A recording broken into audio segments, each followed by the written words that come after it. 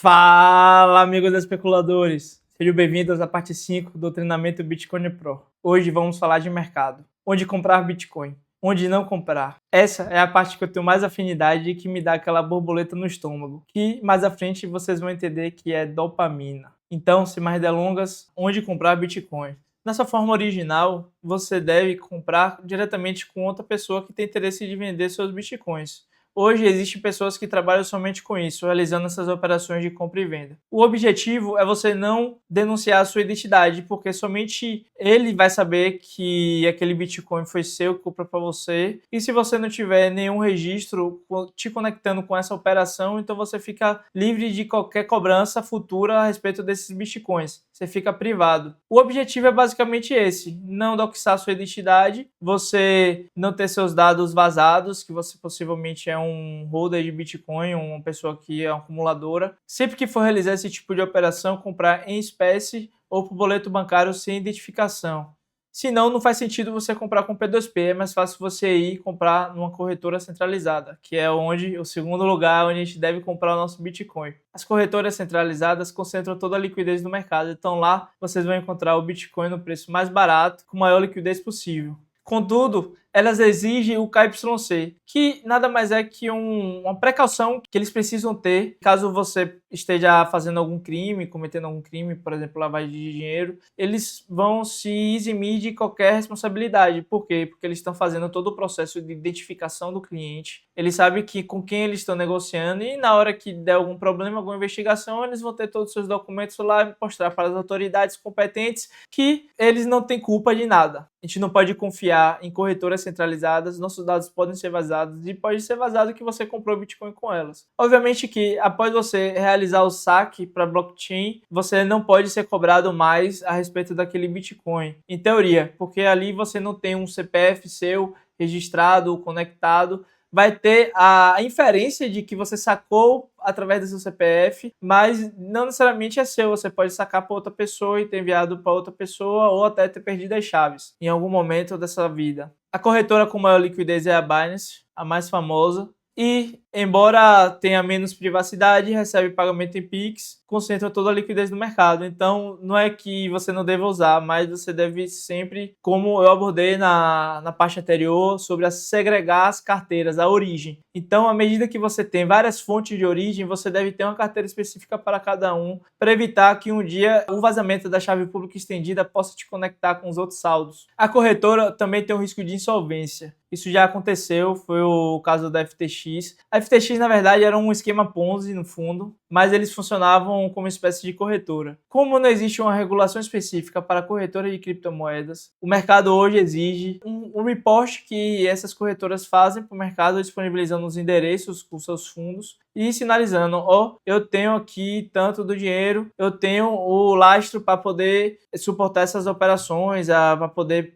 pagar, garantir que todo mundo que tem a moeda na corretora ela está lastreada. Na FTX não existia ainda essa ferramenta que o mercado criou depois que a FTX quebrou. Cada erros e acertos do mercado, ele se adapta com as melhores práticas. Acabou que existia um backdoor dentro do sistema da corretora que transferiu todos os fundos de todo mundo para outro CNPJ, não seria um CNPJ porque não foi no Brasil, mas para outra empresa, para poder tapar o buraco de umas operações que tinha dado errado lá. Saiu aí uma notícia, uma matéria dizendo que a maior parte do balanço da FTX era uma criptomoeda chamada FTT, que eles emitiam. Tá vendo aí onde é o Ponzi? É aí a moeda só entrou em tendência de alta. Eles pegavam essa moeda, ao invés de vender no mercado para poder realizar o lucro, eles usavam como colateral empréstimo em empresas que também tinham conexões com eles. Então era como meio que sócios se emprestando entre si, cada vez mais o negócio se alavancando. Quando saiu a notícia que o balanço deles, em sua grande parte, era dessas moedas, começou um saque generalizado na corretora e ela ficou insolvente. Por quê? Porque ela estava operando com reservas fracionárias, igual os nossos bancos operam. Pegando o nosso dinheiro, fazendo operações alavancadas e perdendo dinheiro, principalmente, porque aí depois ficou insolvente, porque fez muita besteira. Proof of Reserves é a ferramenta que foi criada para auditar os fundos da corretora e as pessoas têm segurança de que suas moedas estão lastreadas uma para uma. Recentemente teve o hack da Bybit, em que o mercado, antes mesmo dos anúncios oficiais, já havia identificado o hack e as pessoas tiveram tempo de começar a sacar suas criptomoedas com risco de insolvência. A corretora é uma corretora hoje com a segunda maior liquidez no mercado e ela conseguiu reverter essa situação. Tomou prejuízo e através de operações estruturadas, ela conseguiu aí refazer o caixa delas e garantir o lastro para todo mundo. Uma corretora dessa lucra muito com as operações. Em teoria, elas não deveriam ter o interesse de roubar os clientes. O que acontece é que elas são também alvo. A Coinbase hoje é uma corretora que está listada na Bolsa Americana. Ela também publica o Proof of Reserves, mas de um plus é que ela, como ela é listada na Bolsa Americana, ela precisa emitir balanço, auditar, então passa mais segurança para as pessoas que por acaso tenham algum dinheiro lá. Mas sempre evitar deixar a liquidez parada nessas exchanges, porque você nunca sabe o dia que pode acontecer algo, até não ela necessariamente roubar, mas ela ser roubada e seus fundos serem comprometidos. A Bybit conseguiu se recuperar, mas se fosse com outras corretoras, talvez não aconteceria o mesmo, então é bom você ter atenção. E aí uma frase icônica no setor é better safe than sorry, ou seja, melhor você estar seguro do que você se lamentar depois porque viu que podia ter acontecido alguma merda e não foi lá sacar seu dinheiro ou não deu atenção necessária para isso, acompanhamento 24 horas e acabou perdendo os fundos. Então, na menor das dúvidas, se uma corretora estiver sofrendo algum ataque hack ou tiver sob suspeita de alavancagem sem gerenciamento de riscos, tirar o saldo na mesma hora. Não esperar dar ruim, garantir, zerar, mesmo que você pague aí uma taxa um pouco mais alta no saque, pague ali a corretagem, tenha que converter todo o seu saldo para uma moeda específica para poder sacar ela, faça isso. Não pague para ver.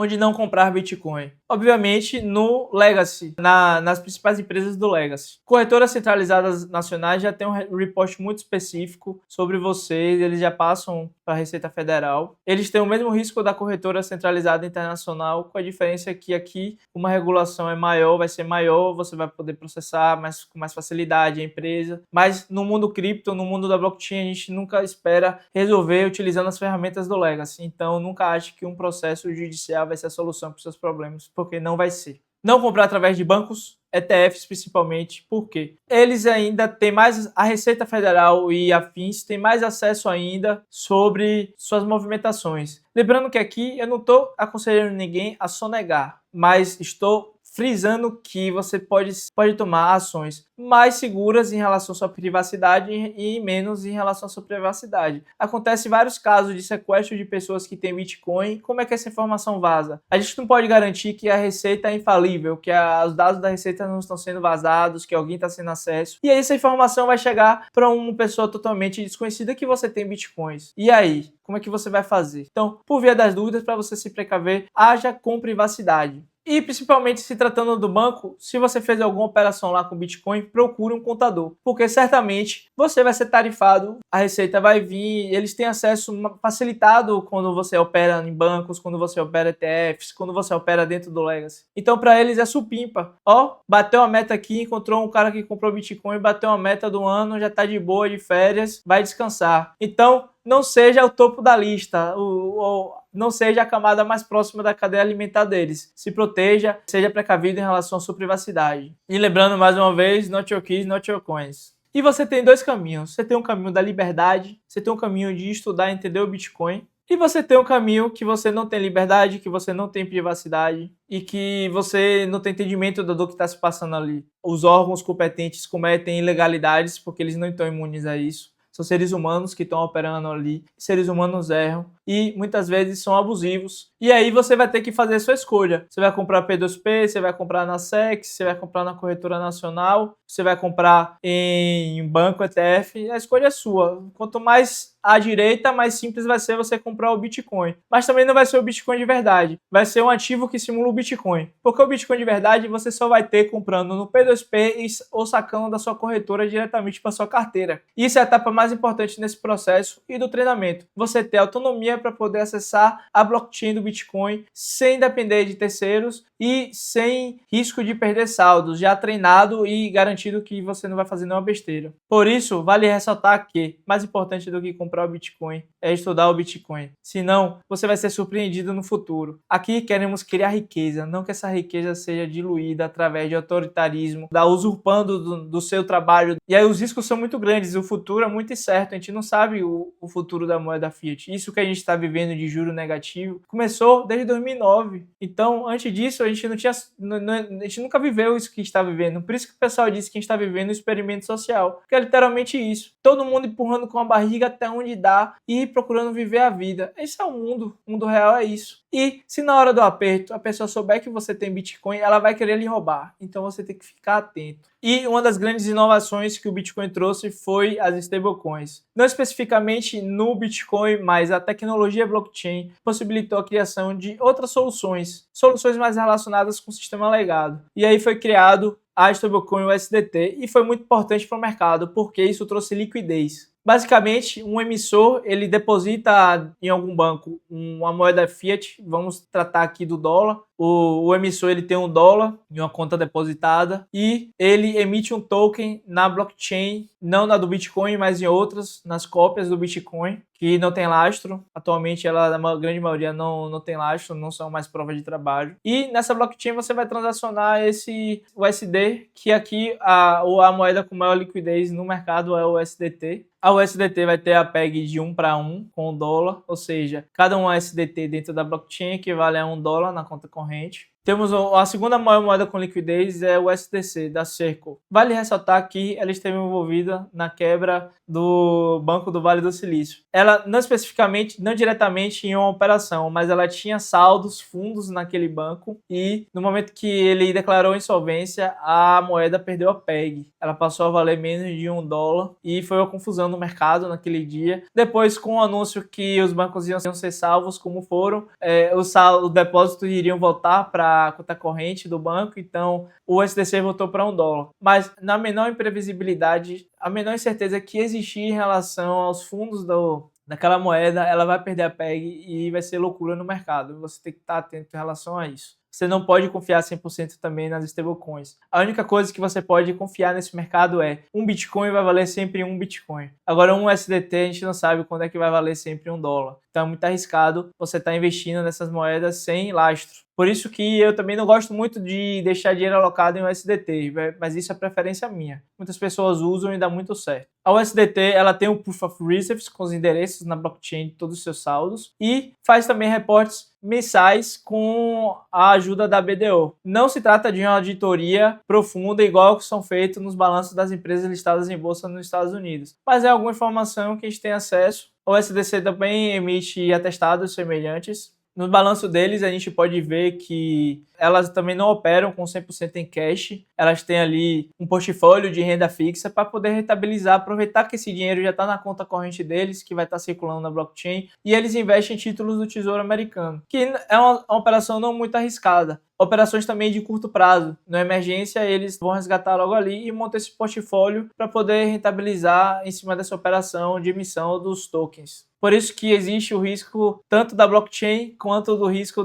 da emissão do token do dólar sintético. Por isso, uma das maiores preocupações do governo Trump em trazer uma regulamentação para as criptomoedas foi em relação às stablecoins e já está bem avançado isso lá nos Estados Unidos. Já eles vão estar emitindo, vão existir mais emissores de stablecoins para operar dentro dos Estados Unidos e fora dele. E a gente vai ver um fenômeno novo, que é o dólar, que antes saía dos Estados Unidos, vai voltar todo por Estados Unidos e vai ficar circulando no mundo via blockchain. Essa é a realidade que eu vejo que vai acontecer. E os americanos vão ter que guardar os dólares em cofres. Imagine você guardar papel sem lastro. Quando era o ouro, eu até entendia você ter o ouro e você ter o recibo do ouro circulando. Mas agora você vai ter o dólar impresso, que a única escassez dele é a impressora, as questões de impressão, né, de segurança para você não falsificar. E aí os americanos vão guardar agora nos seus cofres e vai ficar circulando somente dólares tokenizados via blockchain. Ou seja, o dólar do mundo todo que antes saiu vai acabar voltando para os Estados Unidos para poder se aproveitar dessa regulação das stablecoins. E o que isso vai ajudar? Vai ajudar eles a gerenciar a dívida pública deles. Porque antes o dólar deles estava fora, agora o dólar deles está lá, a liquidez vai estar toda lá. Então os juros deles vão cair ainda mais. E a inflação também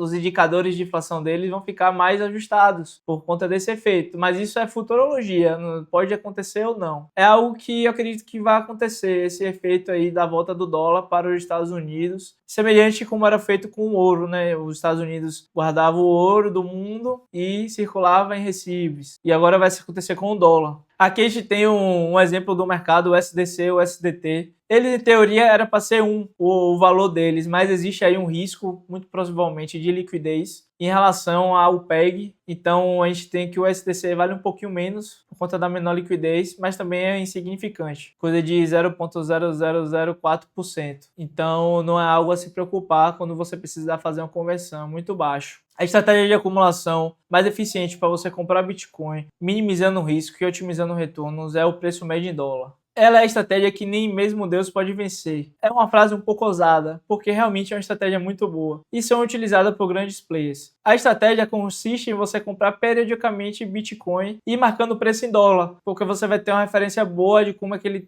o ativo está se valorizando ou não. Como você vai estar comprando? Sempre você vai comprar tanto as altas quanto as baixas e seu portfólio vai ficar equilibrado com risco minimizado. Existem sites que você pode fazer esse estudo, essa análise. A principal empresa que aplica essa estratégia hoje é a Strategy, a antiga MicroStrategy, que basicamente faz operações estruturadas dentro do sistema legado para comprar Bitcoin, faz venda de ações e se alavanca em relação a isso. Eles fazem dívida no longo prazo para poder comprar Bitcoin no curto prazo, apostando que a conta no final vai dar positivo, você rodando esses Bitcoins até o vencimento. A estratégia é muito boa, é a melhor, inclusive, eu recomendo todo mundo fazer, mas não recomendo fazer nesse momento. Eu recomendo fazer em períodos pré-halving ou períodos de mercados de baixa prolongados, porque a gente sabe que em algum momento vai voltar a valorização e a gente vai recuperar aí a marcação do portfólio, sem risco no curto prazo de sofrer liquidação, nem de ter que pagar esses vencimentos, porque eles estão bem esticados, estão bem longos na carteira. Temos aí o painel Talos Tracker, ele, assim, literalmente compra toda semana, ele está sempre ali fazendo aparecer dinheiro para comprar Bitcoin. Michael Saylor, ele tem sua icônica frase: não existe segundo melhor, there is no second best. Porque realmente Bitcoin é a única criptomoeda que vale a pena você aprender, vale a pena você estudar, vale a pena você acumular. As outras são casos de uso muito específico. Você, muito provavelmente, se for investir para o longo prazo em outras moedas, você vai tomar prejuízo. Então, a melhor estratégia é seguir o que os grandes fazem, os caras que têm dinheiro estão fazendo. Preço médio em dólar. Um país também aplica a mesma estratégia, que é o El Salvador do Bukele. Eles estão aí comprando sempre, periodicamente, e mantendo o DCA. Quando entra mais dinheiro, eles vão fazem uma compra maior, mas sempre mantendo essa escadinha aí. O endereço deles são públicos, a carteira é auditável. Eles não iam conseguir fazer isso despercebido. Então ninguém que está acumulando muito Bitcoin está fazendo isso sem a rede toda estar sabendo. Olha que interessante como funciona essa moeda, a transparência que a gente tem. E o curioso é que eles estavam procurando se endividar para comprar Bitcoin. Olha que legal, estavam tentando aplicar a mesma estratégia do Saylor, só que eles não tiveram uma recepção muito boa com o Banco Mundial. O Banco Mundial, eles têm muitas linhas de financiamento para construção de escolas, construção de áreas de lazer, melhorias na cidade. Os países geralmente vão atrás desses bancos para poder financiar essas obras, financiar o desenvolvimento interno do país. Há uma taxa de juros menor, contudo existem muitas regras e você vai ter que, em qualquer outra relação comercial, você tem que ter um bom relacionamento. E a primeira regra que eles exigiram acaba com esse negócio de Bitcoin ser moeda de custo forçado, de você poder usar nas transações. O Banco Mundial não quer, mas mesmo eles conseguindo fechar negócio e El Salvador prometendo que iria parar um pouco com essa onda de Bitcoin, eles continuam investindo no DCA, pegaram empréstimo, estão investindo no país deles e estão continuando a fazer o DCA.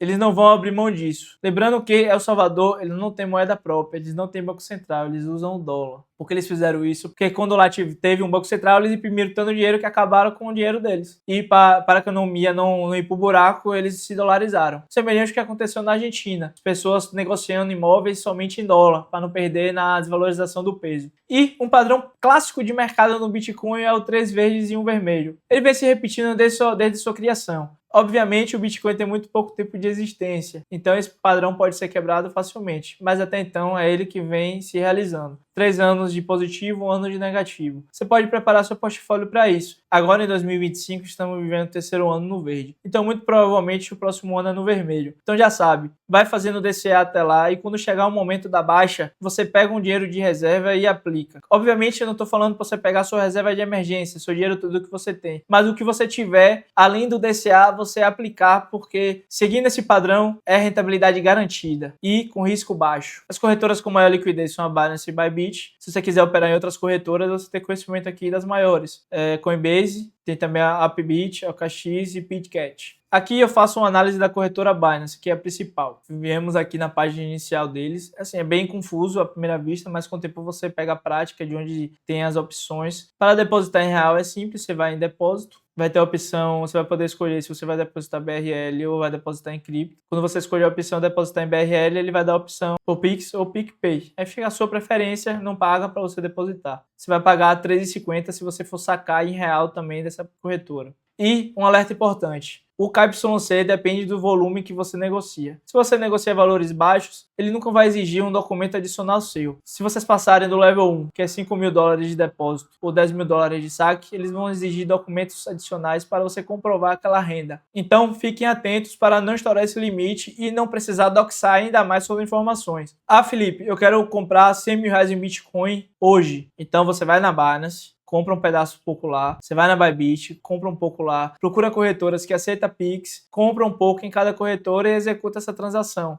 Ou faz essa transação ao longo de meses, pegando ali de posse as corretoras que você confia, que você tem acesso, que você sabe mais ou menos a taxa de saque, que não vai trazer prejuízo para sua operação, e você faz fracionado. Lembrando que o objetivo aqui não é ocultar bens. O objetivo é evitar doxar suas informações para uma empresa internacional que você sabe-se lá para onde vai parar esses dados depois. Então, lembrando, não ultrapassar o level 1, ficar atento em relação a isso. E para receber em cripto, semelhante, na opção de depósito você vai poder escolher a sua criptomoeda e depois você vai escolher a rede que você deseja transferir o saldo. Aqui eu coloquei como exemplos que o objetivo do treinamento não é falar das outras blockchains, mas eu apresento a infinidade de outras redes que foram criadas copiando o esquema da blockchain do Bitcoin, que é muito útil quando se trata de stablecoins, para a gente utilizar stablecoins. Na corretora tem opções de carteiras. Nas carteiras você vai ter o seu saldo. Quando você clicar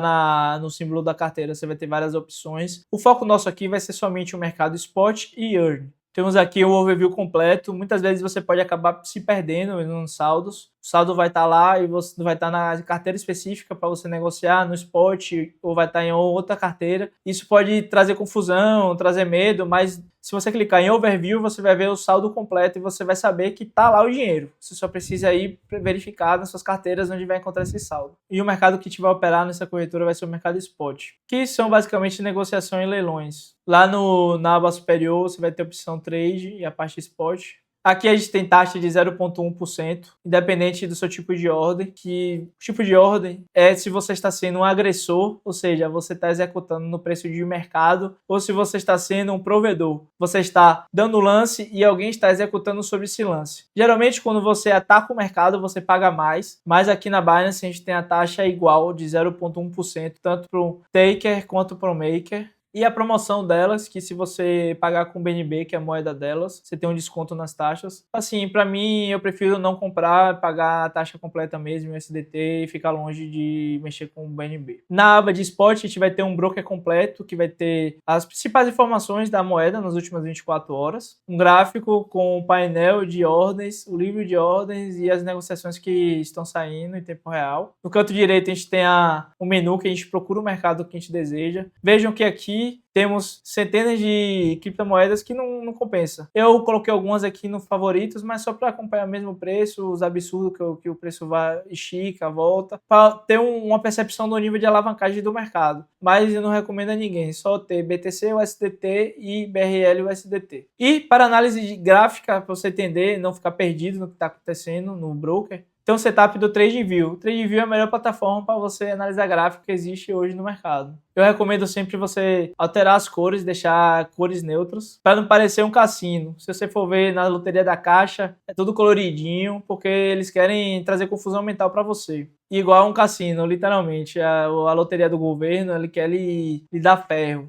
Igual como cassino, casa de aposta e cassino, eles querem ganhar seu dinheiro. Para analisar os gráficos, eu recomendo você usar a análise técnica. A análise técnica tem muito miticismo em cima dela, mas se você usar ela de forma clássica, de forma simples, ela pode ser muito útil para você analisar seu posicionamento no mercado. Contudo, ela não é garantia de vitória, porque sempre vai precisar da parte subjetiva do operador para entender o momento de mercado. Por isso que eu comparo com o poker, análise técnica com a forma de você jogar poker. Existem as regras e existe a forma certa de jogar, em que você faz inferências com base no nível de aposta dos seus concorrentes, no posicionamento da mesa, quando você tem que declarar sua ação. Então a análise técnica é semelhante. Você entender o poker não garante que você vai sair vitorioso. É muito importante ter isso aqui em mente. Da mesma forma que você dominar a análise técnica não garante retornos consistentes. A estratégia clássica que eu utilizo para entender como é que está o comportamento do mercado é média móvel. Eu geralmente uso duas médias móveis, uma de curto prazo e uma de longo prazo. Eu escolho aí, por exemplo, 20 períodos e 100 períodos. E eu acompanho elas. Se a de curto prazo estiver acima da de longo prazo, eu infiro que a tendência é de alta e aposto na alta. Se essa média móvel curta de curtos períodos estiver na parte inferior em relação à média móvel de longos, eu infiro que a tendência é de baixa e me preparo para apostar na queda. Mas eu não recomendo você utilizar esse tipo de abordagem de forma cética. É sempre importante combinar com a parte subjetiva do operador. E é aí que mora o risco, porque nem sempre o operador está com a mente saudável para estar operando. A mente da pessoa que está ali no mercado está alta em dopamina. Então, qualquer desvio de conduta pode levar ele à falência do portfólio. Então, é muito importante você estar muito seguro quando você for tentar especular utilizando uma estratégia assim. Temos à esquerda o livro de ordens, que a gente pode ver as ofertas e as demandas de todo mundo. Na parte superior temos as vendas em vermelho, na parte inferior as compras em verde. E quando sai negócio é a interseção dessas duas curvas, da oferta e da demanda. Os negócios eles são exibidos no painel em tempo real. E é aqui que é a parte massa, porque esse preço ele se move sozinho, 100% aleatório, ninguém consegue prever ele. E aqui trago a referência de Adam Smith, que ele sempre falou sobre a mão invisível do mercado. Nesse tipo de mercado você vê exatamente isso, a mão invisível atuando e todo mundo ali competindo contra ela para ver quem ganha mais. Hoje a gente sabe que esse equilíbrio, ou essa mão invisível, ela se comporta como um equilíbrio de Nash. Todo mundo ali negociando entre si sempre vai otimizar o preço e esse preço vai estar variando conforme as necessidades das pessoas estão mudando no mercado, as percepções de risco. Temos o nosso painel de ordens, que aqui você vai conseguir verificar o seu saldo, você vai poder dar sua ordem de compra, fazer sua ordem de venda, tudo você vai acompanhar por aqui, o tamanho, o valor de taxas. No painel inferior você acompanha o histórico de negociações, seus trades, suas ordens abertas. Então é muito importante você estar acompanhando isso. Se você está com dúvida se a ordem está aberta, você vai estar aqui nesse painel, então você vai conseguir acompanhar bem sua carteira e cometer menos erros, porque acontece muitas vezes de você colocar uma ordem no preço errado, você vai conseguir verificar as ordens em aberto, você vai poder auditar tudo que você fez e entender os seus erros e acertos. Claro que para a Receita Federal também fica tudo salvo, então esteja preparado para que se algum dia a Receita vier te investigar, saiba que toda a sua informação vai estar aqui. Esse é o grande risco de comprar nas exchanges centralizadas. Seus dados vão ficar salvos para sempre lá. A corretora também tem um mercado de renda fixa. Ele é muito interessante porque você consegue pegar suas criptomoedas que estão lá paradas e rentabilizar. E ela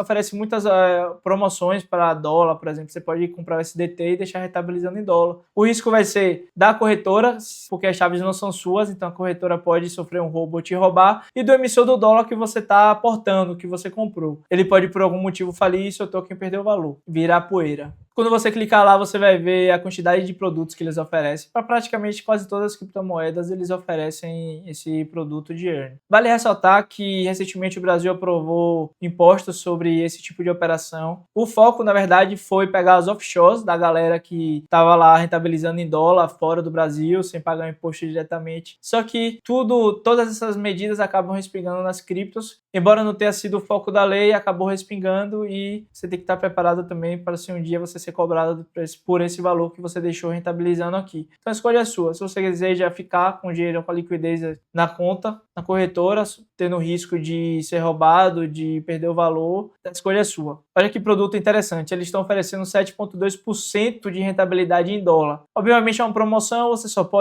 vai ter essa rentabilidade até $200. Contudo, é interessante, é um rendimento interessante. Se você quiser correr esse risco aí, você pode, por exemplo, aplicar uma estratégia de aproveitar esses rendimentos promocionais em várias corretoras centralizadas e aí no final você pode ter aí um portfólio de $1.000 rentabilizando a 7%. Então é um juros muito bom para você obter sem risco, se comparado com os produtos do sistema financeiro tradicional. Então, amigos, chegamos ao fim da parte de mercado. Eu agradeço a atenção de vocês até aqui. Espero que tenham aprendido bastante. Próximo tópico, eu vou fazer uma compra de um pequeno valor em Bitcoin para mostrar que é fácil, é simples, que você não precisa começar com muito, mas você precisa começar breve. E, na conclusão, eu vou consolidar tudo o que a gente conversou aqui e fazer algumas considerações finais. Então, te espero lá nas próximas etapas.